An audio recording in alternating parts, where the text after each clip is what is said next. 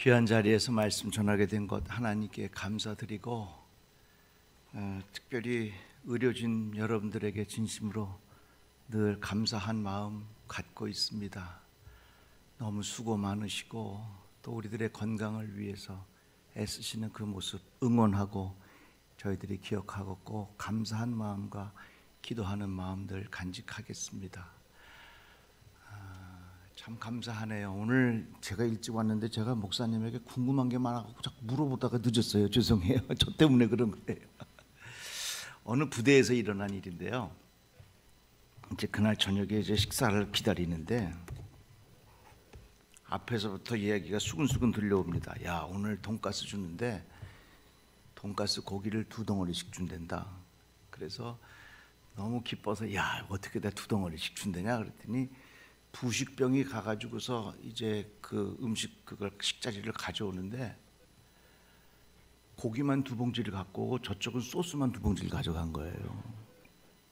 그러니까 오늘 그러면 소스 없이 먹겠네 이렇게 불평을 하더랍니다. 그러니까 뒤에 있던 선임이 야, 그거 감사하지. 우리는 고기 2봉지 먹지만 쟤네들은 소스만 2봉지 먹잖아. 그렇게 이야기했다는 것이에요. 감사라고 하는 것은 저절로 나오는 게 아닌 것 같아요. 불평은 저절로 나오는데 감사는 이게 저절로 나오질 않아요. 마치 운동장에 이렇게 기울어져 있으면 어디에다가 공을 놓아도 그 공은 그냥 밑으로 굴러 떨어지게 되어 있습니다.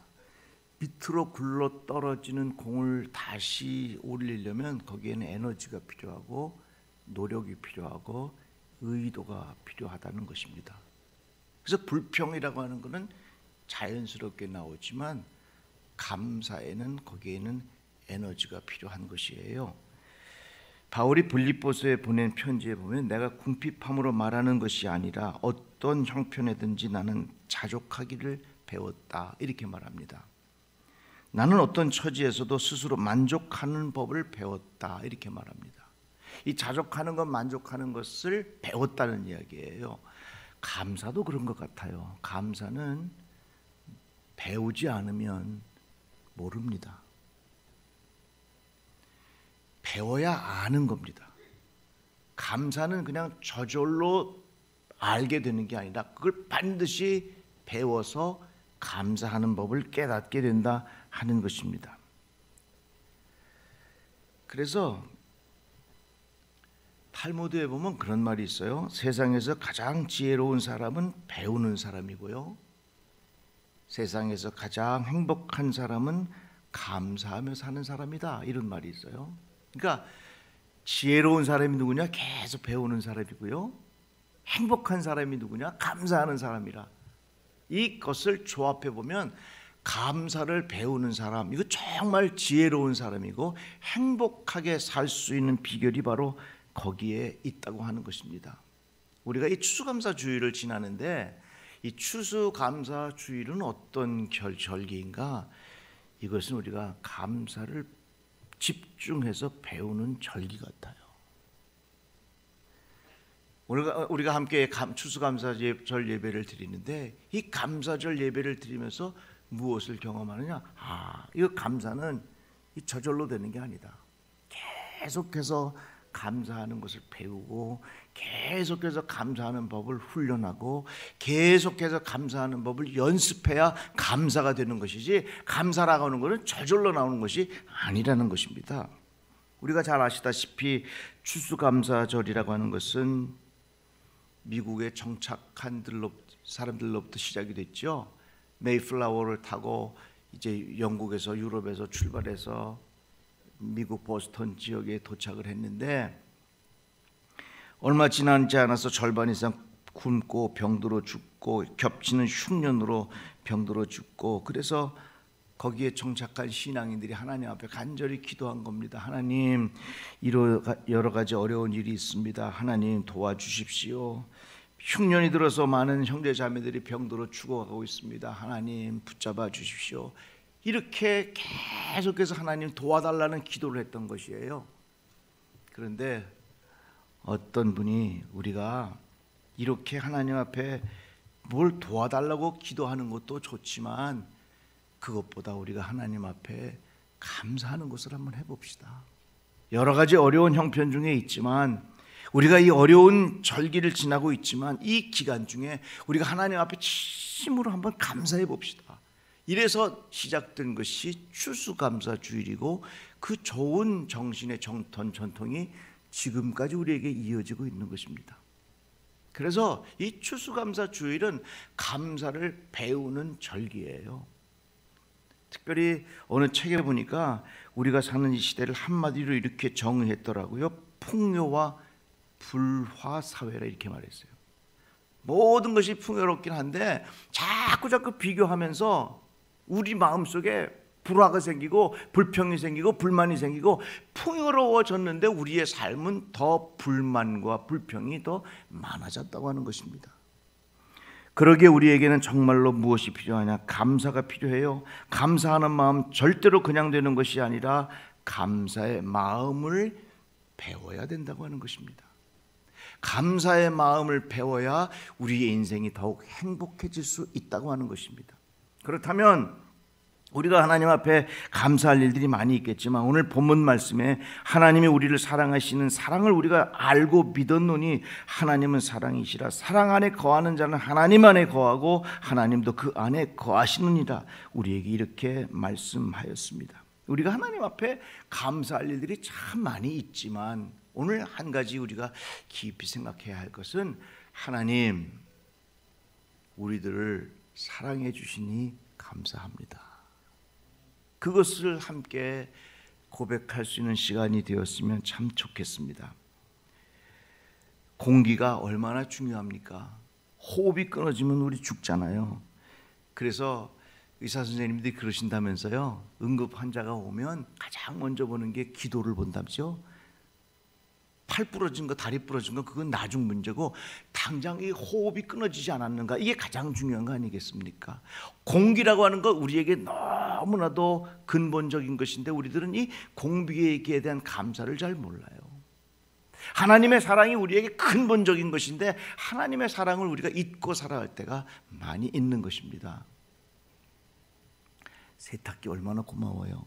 그런데 우리는 세탁기에 대한 고마운 마음은 있지만 세탁기를 돌리는 전기에 대한 고마움을 잘 모릅니다. 드라이기를 사용하면서 야, 이 드라이기가 우리의 머리 예쁘게 해주네. 이 드라이기에 대해서는 우리가 고마운 마음을 갖지만 드라이기를 돌리는 전기에 대해서는 우리가 고마운 마음을 갖지 않을 때가 많다는 거예요. 우리 주변에 보면 여러 가지 감사할 일들이 많이 있지만 그것보다 더 가장 근본은 하나님의 사랑이 그 안에 담겨져 있다고 하는 것입니다. 어느 청년이 진공청소기를 팔러 다니는데 베큐um하는 거죠. 저 시골에 가지고 할머니한테 진공청소기 팔러 갔어요. 할머니 이 진공청소기 좀 사주세요. 그래서 내가요 이거 안 되면 저 할머니 시키는 대로 내가 할게요. 그러면서 흙에 가서 마당에 가서 흙을 잔뜩 담아다가 마루에다가 쫙 펴놓고 할머니 내가 이 진공청소기 갖고 이거 깨끗하게 청소 다 할 테니까 이거 내가 만약에 청소 안 되면 내 흙 다 퍼먹을게요 그런 거예요. 그러니까 할머니가 벌떡 일어나시더니 부엌으로 들어가셔서 숟가락을 딱 가져가서 이 청년 머리를 툭 치면서 야 임마 다 주워 먹어라 그러더니 왜 내가 해주지도 않았는데 야 여긴 전기가 안 들어와 전기가 안 들어와 그런 얘기예요. 우스갯소리 같지만 참 의미가 있어요. 진공청소기가 참 대단한 것 같지만 그 진공청소기를 돌릴 수 있는 전기가 있기 때문에 그게 고마운 거예요. 세탁기가 잘 돌아가는 그것이 우리에게 생활에 편리함을 주지만 근본적인 전기가 있기 때문에 우리의 생활에 편리함을 주는 거예요.